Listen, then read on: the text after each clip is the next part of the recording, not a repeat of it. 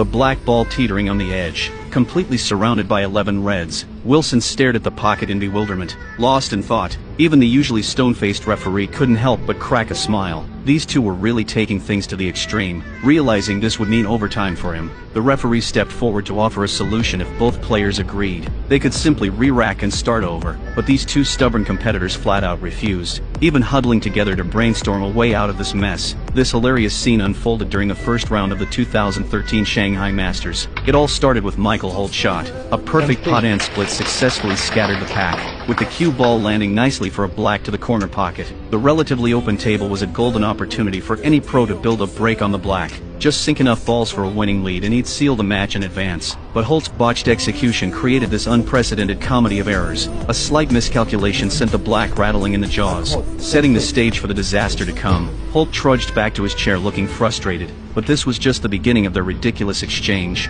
Wilson's ambitious long pot to the middle pocket failed miserably. Luckily both balls ended up relatively safe, so he reluctantly headed back to his seat. Now it was his opponent's turn to perform. With no clear shot available, Holt had no choice but to play a defensive safety. This red ball sitting above the black would become the root of all evil, and so began this once-in-a-century battle around the black.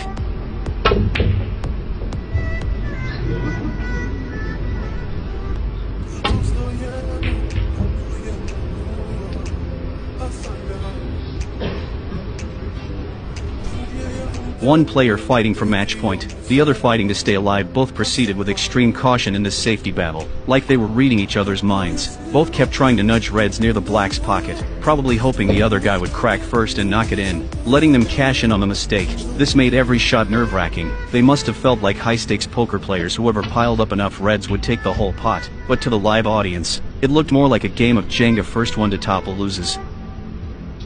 As time dragged on, these two legitimate professionals became completely absorbed in their duel. Let's skip ahead 233 shots and check out the battlefield. By now most of the reds had migrated to the right corner pocket area, setting up the match's most intense showdown. Only two ways out now: either someone loses their nerve and pots the black, or they both agree to a re-rack. But Holt, with his commanding lead, was determined to see this through. Even if he didn't win this frame, he'd definitely make snooker history. No matter what, he was going all the way, and Holt wasn't bluffing. His next shot would wake up the sleepy crowd. Wonder how Ronnie O'Sullivan would handle this mess.